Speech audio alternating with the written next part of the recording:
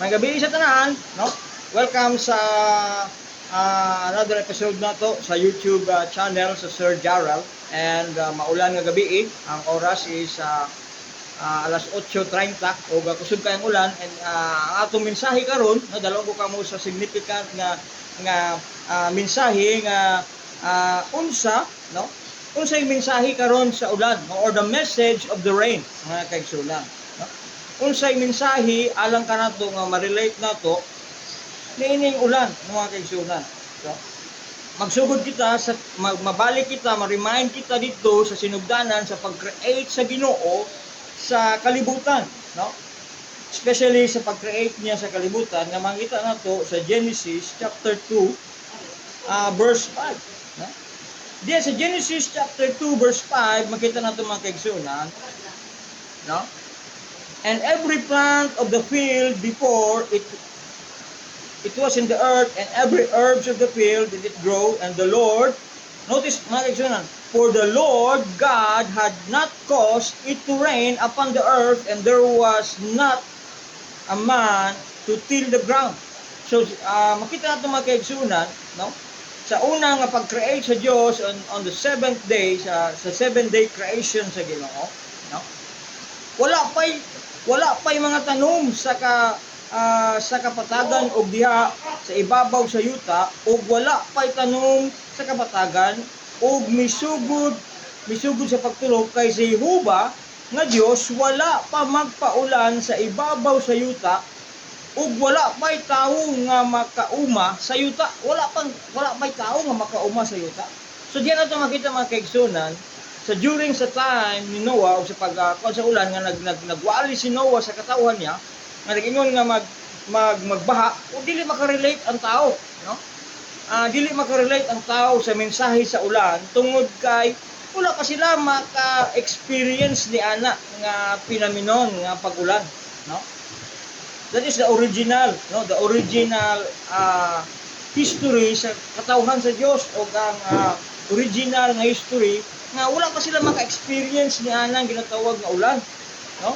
Kung ato ba yung ipadayon, i-continue sa pagbasa mga kaigsunan, if we continue to read, rain come only during sa generation ni Noah, when the people of God nagkasala and was wicked, no? Makita nato na diya mga kaigsunan, no?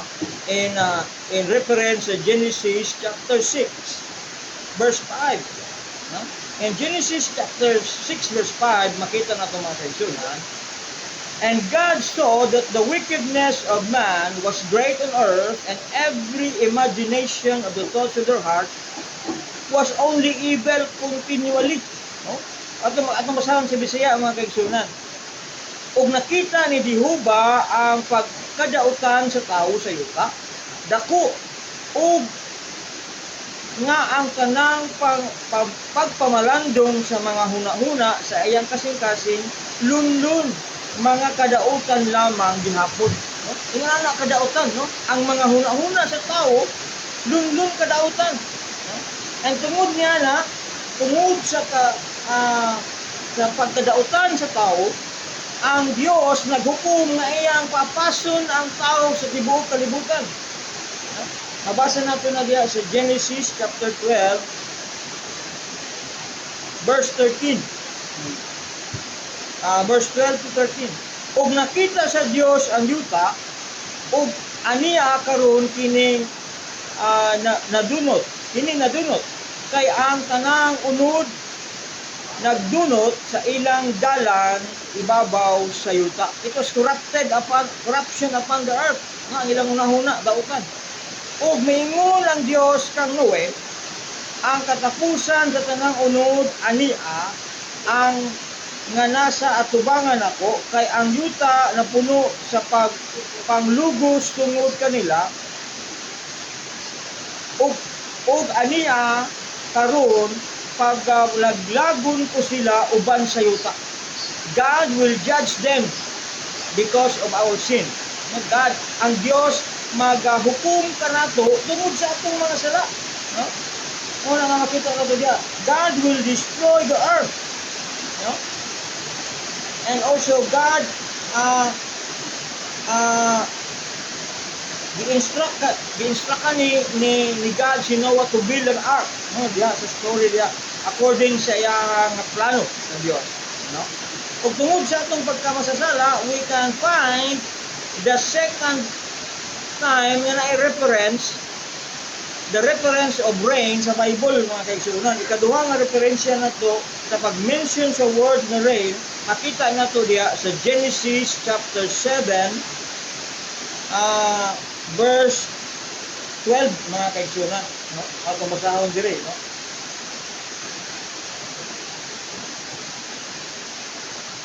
Verse 11. Yeah. And on the 600 years of the life of Noah, the second month, and the day of the month, on the same day, where the fountains of the deep was broken up, and the windows of heaven were opened, nabuksan, no?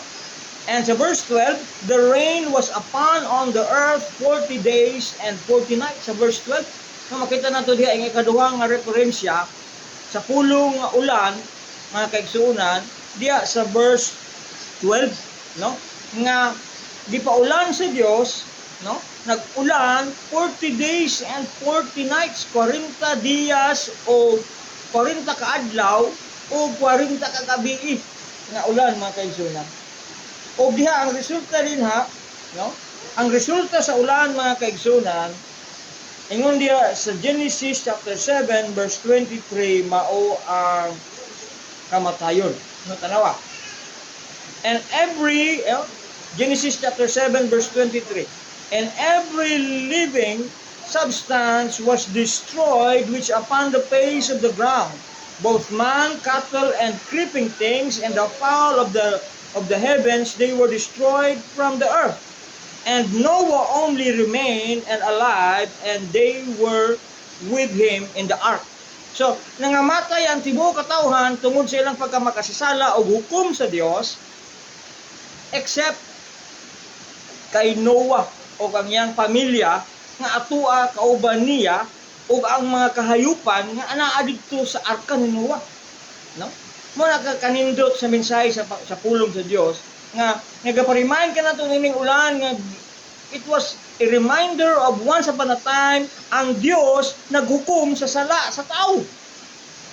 O because niya ang iyang judgment nga i-destroy ang tao dinhi sa tibuok kalibutan because of the flood.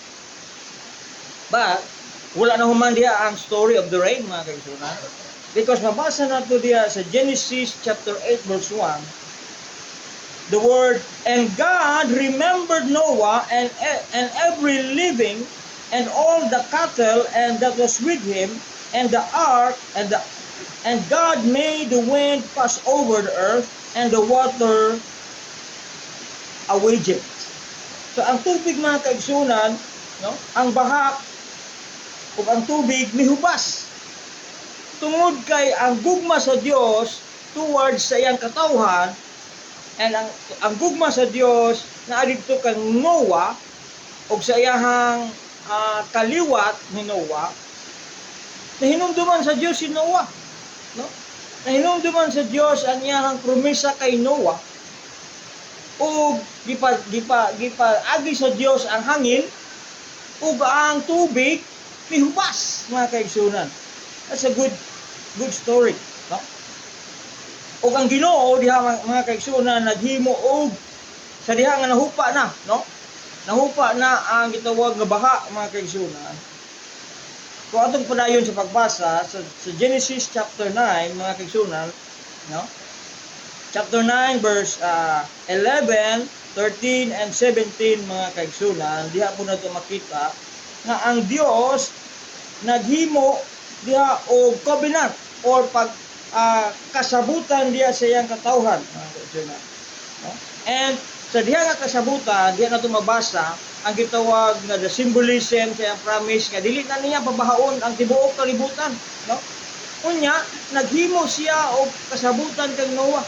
O dili lang na niya gihimo nga kasabutan, kung dili naghimo pag-isag simbolo, mga kaigsunan, nga maka-remind sa Ginoo sa iyang promise. Mao kini ang rainbow. The history of rainbow na diha sa Genesis chapter 9 verse 16 mga kaigsunan. Nga mao kini ang timailhan nga ang Dios no nagluwas sa pamilya ni Noah, and mao kini ang timahilhan nga nagpromise ang Dios nga dili na niya gubon ang kalibutan pinaagi sa gitawag nga universal flood, no? So nindot kaayo na siya nga makita nato. So ang pangutana, Pastor Arnold, unsa man karon ang significance or the real message of the rain, no? Kaya ato ta sa New Testament. Sa New Testament makita nato mga kaigsunan sa Book of Hebrews. The Book of Hebrews chapter 11 verse 17 mo kini ang atong mabasa.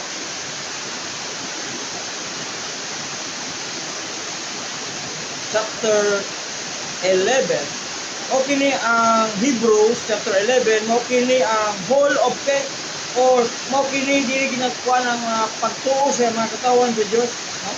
O dili na makita chapter 11 verse 17. Okay. By faith, mga kaigsunan, no, because of the faith,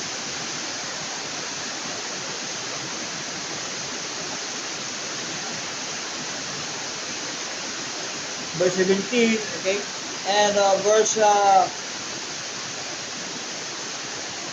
the promise of Noah, no, dinha, no, atong basahon mga kaigsunan, no, tungod sa pagtuo ni Moses or ni Noah, mga kaigsunan, ang pagtuo ni Moses, na-save sila, no, and they were saved because of the faith of Moses.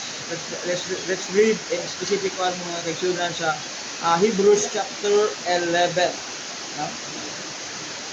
The faith of Noah, okay?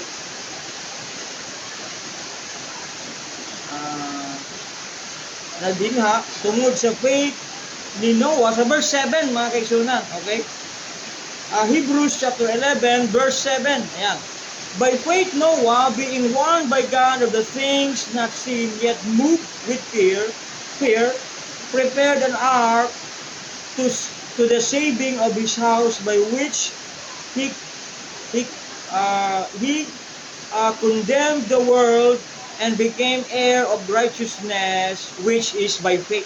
Pinaagi sa pagtuo ni Noah, sa pagtuo niya sa Dios, iyang gituman ang sugo sa Dios, na-receive ni Noah ang tawag nga righteousness. Dili pinaagi sa iyang buhat, no? Pinaagi sa pagtuo ni Noah diya sa Dios, na-receive niya ang pagkamatarong, no? The same gyapon na to, ma-apply na siya sa pagkatao na to, no?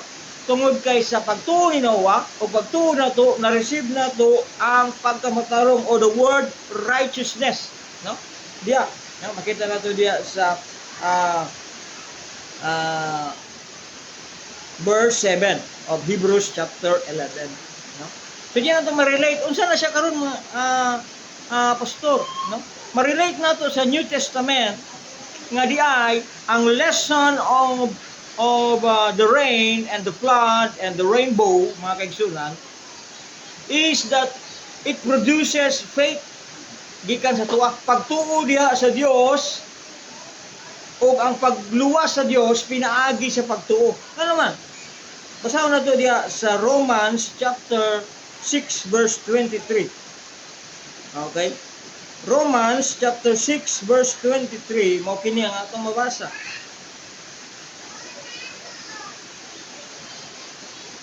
Romans chapter 6 verse 23. Okay? Mo kini atong mabasa.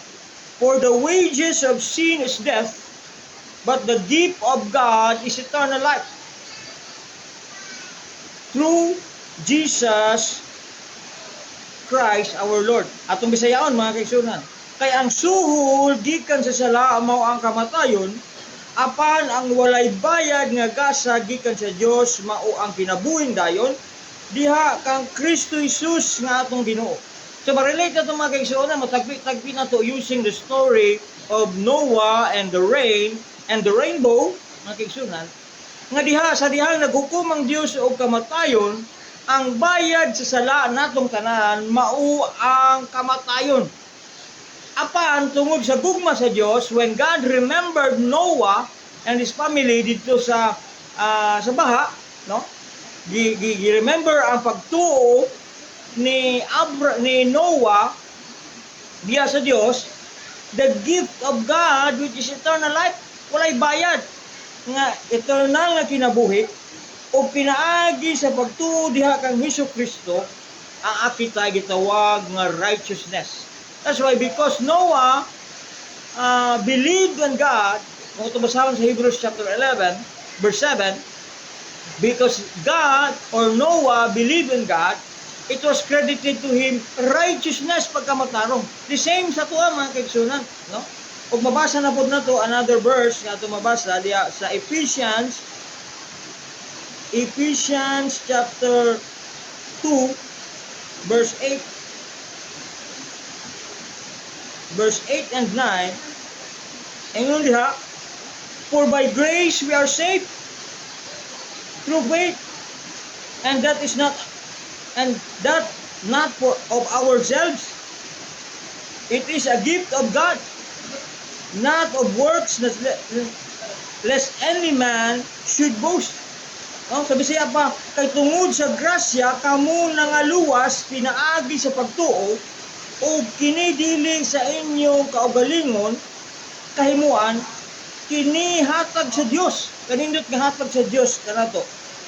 O dili tungod sa mga binuhatan aron walay bisan kinsa nga makapasigarbo niini. So wala kay it is not our own righteousness. The same sa righteousness ito kay Noah, dili sa pagka-righteous ni Noah, kundi tungod sa iyang pagtuo sa Dios. Kita na ay kaluwasan. And that rainbow represents Jesus Christ, the promise of God, nga kung kinsa ang magtuo diha kang Hesukristo, adunay kaluwasan. No? Nindot kaayo nga nag-remind ka nato din, no? Nga tungod sa atong kaluwasan, no?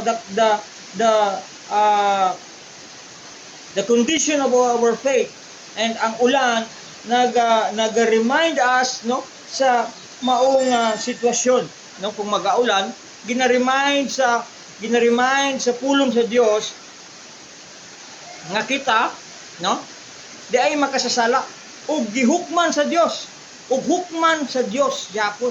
No, ito ginaingon sa balaang kasulatan sa Book of Romans nga the wages of sin is death, kamatayon. O kana nga kamatayon, dili lang na kamatayon nga dinhi sa yuta, mga kaigsunan. It is an eternal separation from God. No?